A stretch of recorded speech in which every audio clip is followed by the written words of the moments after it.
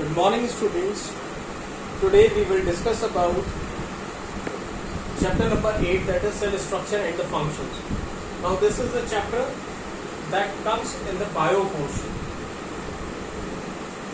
Earlier we have discussed about chapter number 16, light, that was in the physics portion.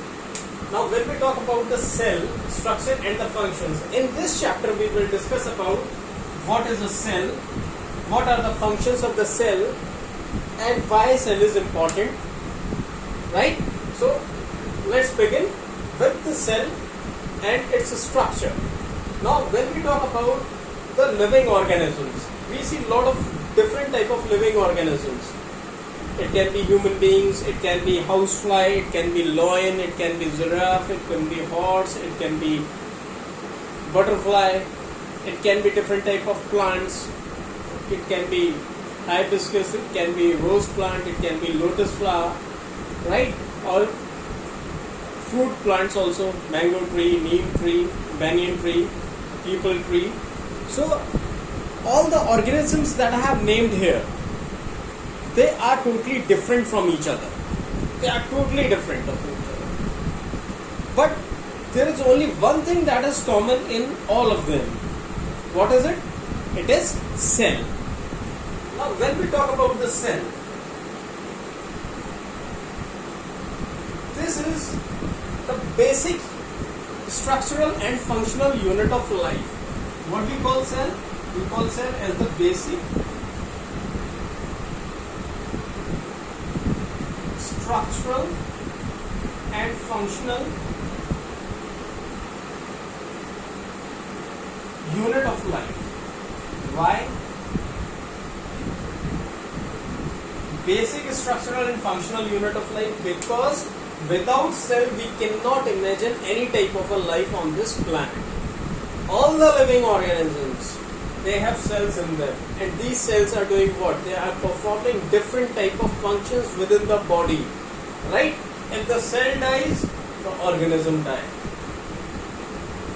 Whether it is an animal or a plant, it is only alive until and unless its cells are alive, they are able to perform the work they are assigned with, right? So this is cell. Therefore cells are the basic structural and functional unit of the life. Now when we talk about the discovery of the cell, until and unless the cell was not discovered, it was very difficult for the scientist to zero upon what is the basic unit of life, what is life, how the organisms are surviving, why they are surviving. There were several concepts, but it was in the year 1665. In the year 1665, an English scientist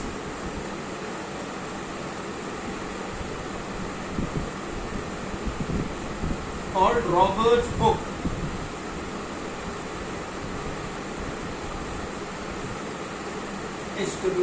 Robert Hooke. In the year 1665, Robert Hooke, an English scientist, was able to discover the cell. And from where he discovered the cell? He discovered cell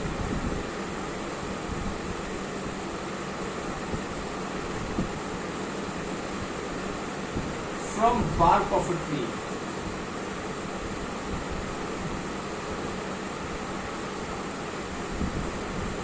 Now bark is what? Bark is a dead portion of a tree, right? Bark is a dead portion. It is a dead portion. So using his primitive microscope, and when he placed the bark of a tree, actually that is not a living component of a tree, when he placed that small portion that was the bark of a tree in to examine under his primitive microscope, he was able to find a structure that resembles somewhat honeycomb-like structure. We talk about the honeybees, we talk about the beehive, right? So beehive have what? They have similar structure. right? So if we zero upon that, it would be a simple cell is somewhat like this in shape. Therefore, what he called them? He called them honeycomb. Honeycomb means little room.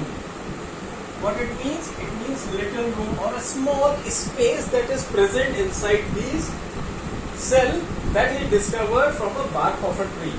Right? Now, because this was a dead portion and the microscope that was used by Robert Hooke in the year 1665 was very primitive. Right? It was a primitive microscope. So it was not having a lot of power in it as the modern microscopes have, right? It was not an electron microscope or a light microscope as we are using these days for better study of the cell. So until and unless it was used or studied by the scientist under better microscope, it was considered as the dead cells are dead. But later on, with the passage of the time, with the advancement in the technology, the microscopes got better, they had better power, better resolution, so the things started unfolding up, and thereby the scientists were able to identify that the cells are not dead as it was found by Robert Hooke in the bark of a tree, but they are actually a living component, right? Now, if we talk about the organisms, right? On the basis of the study that was made by the Robert Hooke and followed by several other scientists, a cell theory was proposed. Cell theory was proposed by Sheldon and Schwann.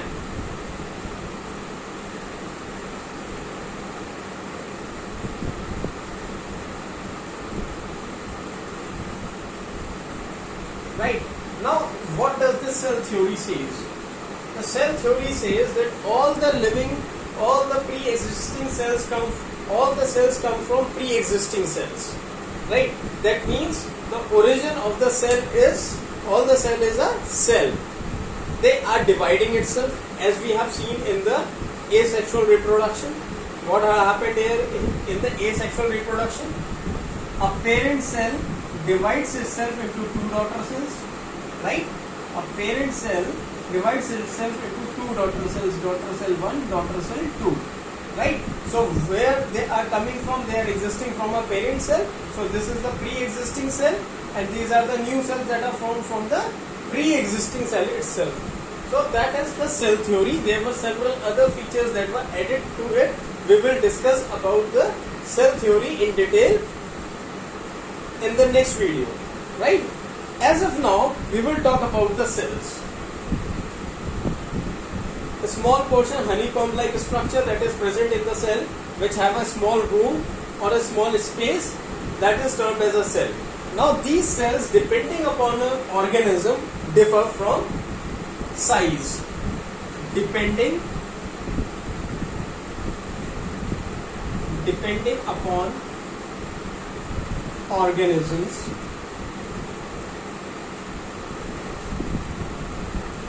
they differ in size, shape and function.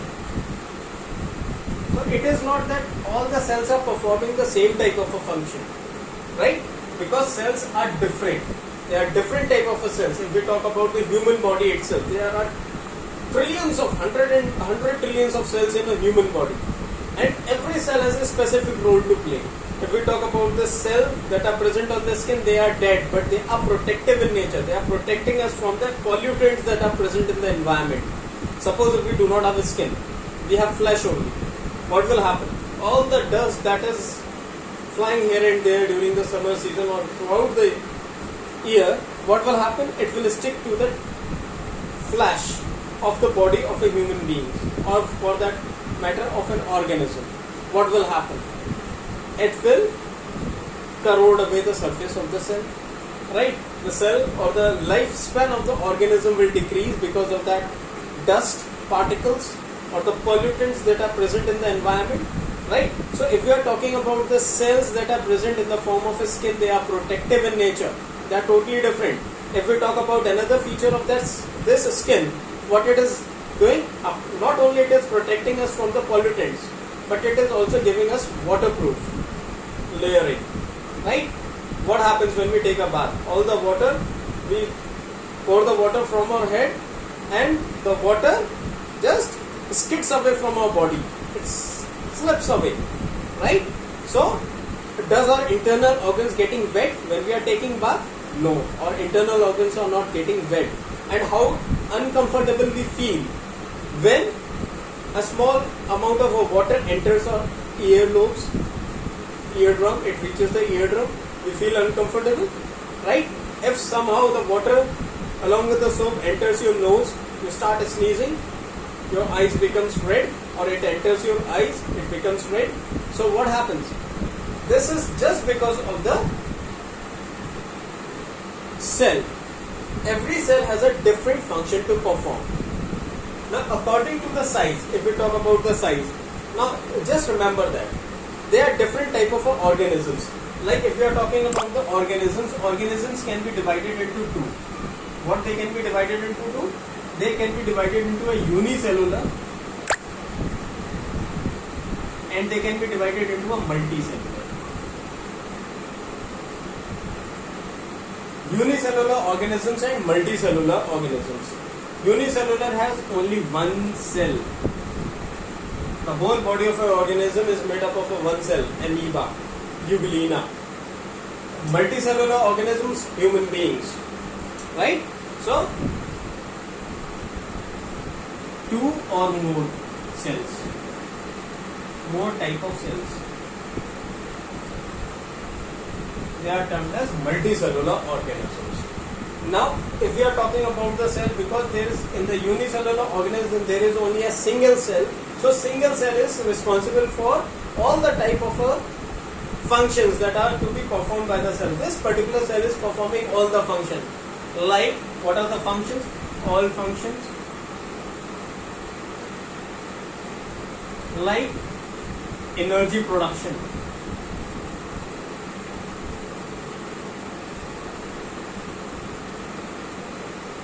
Like protection.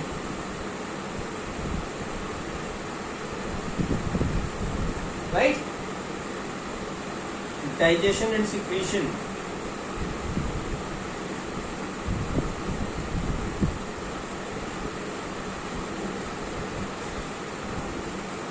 Digestion, secretion, egestion, etc.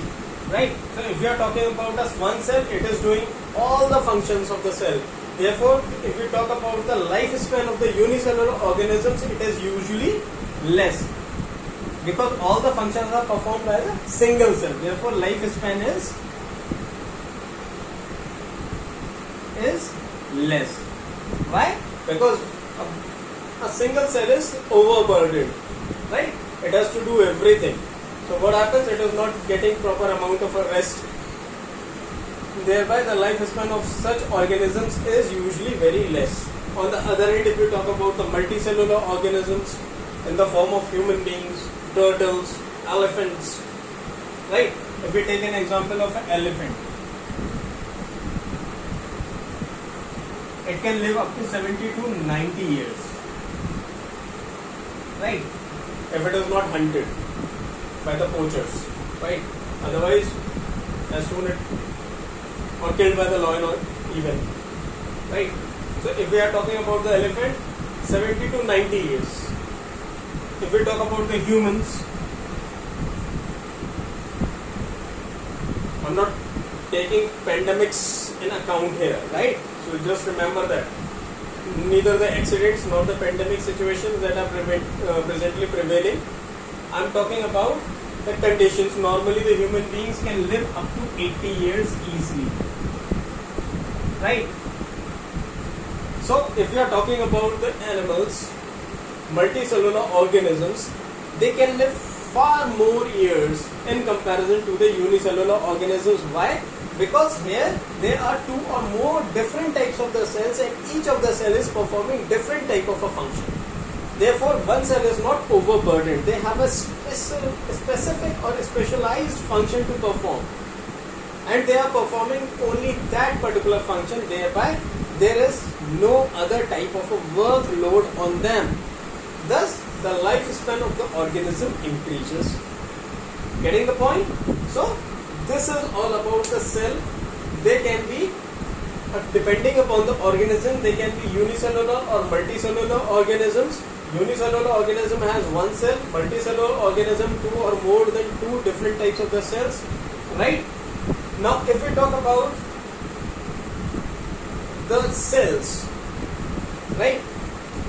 There are two kingdoms that are present on the earth. If we talk about the kingdoms, they are the Plantae kingdom,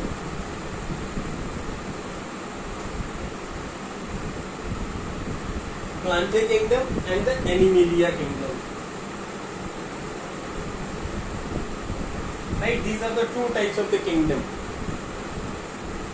Animalia. Right? Animalia kingdom. So if we talk about the Plantae, it includes all the plants, trees, shrubs, herbs. Right? Everything is included in this kingdom that is termed as the Plantae kingdom.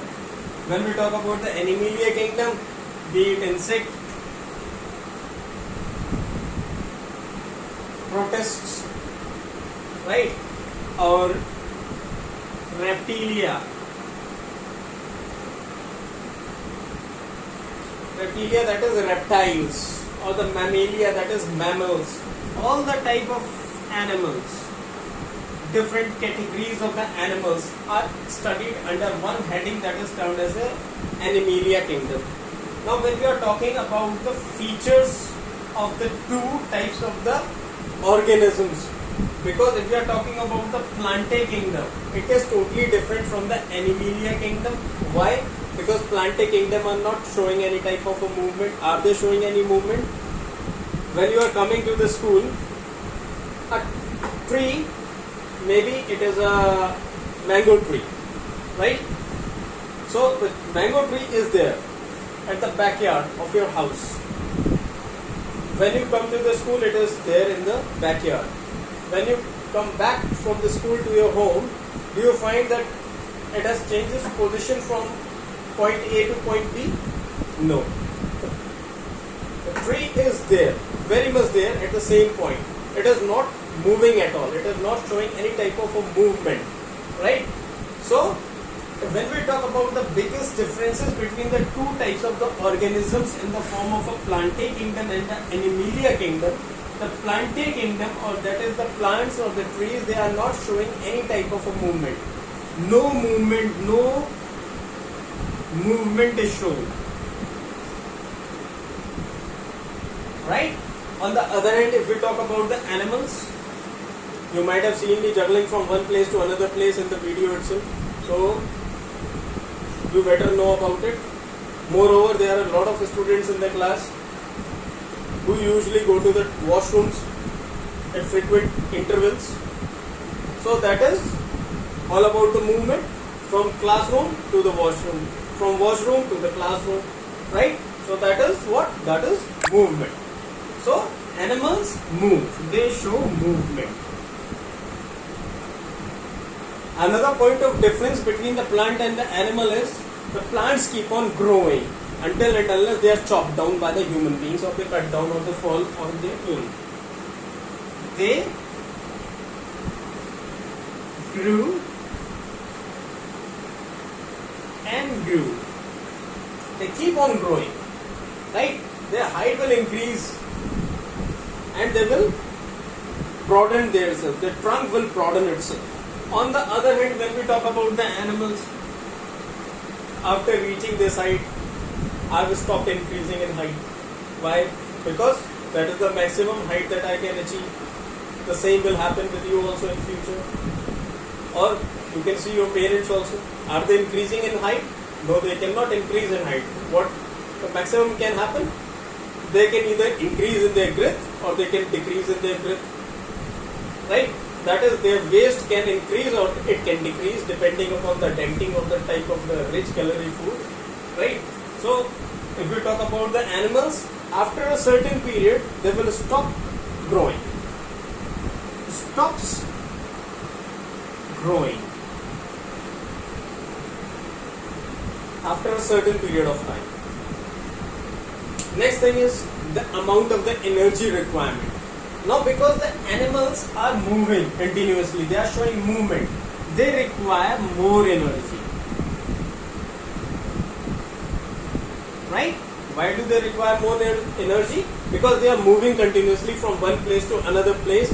They are hunting animals also, they are running after one another. Suppose one of you have eaten tiffin of other person, what will happen to that person whose tiffin is being eaten? He will start running, following or chasing that particular guy who has eaten his tiffin, right? In the same way, if we talk about the plants, are they showing movement? No, they are not showing movement. So they are stationary at one place. The only movement is shown by their leaves when the breeze blew, right? When the air blew, then only there is a little amount of the movement that is shown by the leaves. When there is a heavy breeze or the wind that blows, then maybe their trunk might show certain type of a movement, a small amount of a movement, or the biggest movement will be, it will break down and fall on the ground itself. So the amount of the energy required, because it is not showing any type of a movement, is less energy required, right? So it is the less amount of the energy is being required, right? Next thing, if we talk about the Plantae and the Animalia kingdom, that is a huge difference once again. Now plants, majority of the plants are producers, that is, they can produce their own food. They are producers. On the other hand, if we talk about the animals, we are dependent on our mothers. Those who are married, they are dependent on their wives, right?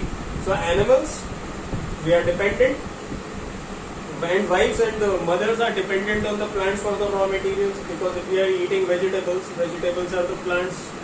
So we are directly or indirectly we are dependent on the plants for our food. So if we are talking about the animals, they are consumers. They are not producing anything. They are just making food for themselves, right? So if we are talking about the cell, because the type of the functions that are performed by the plants are totally different, therefore the structure of the cell would be different than that of the structure of the cells that are present in the animals, because of these distribution features that I have mentioned here, right? So if we are talking about the plant cells are totally different from the animal cells in size, shape, and certain of its features are different from the animal cells. Although the energy will be produced by the plant cell as well, and it will be produced by the animal cell as well, right? So I hope the topics that I have discussed here are clear to you. Thank you.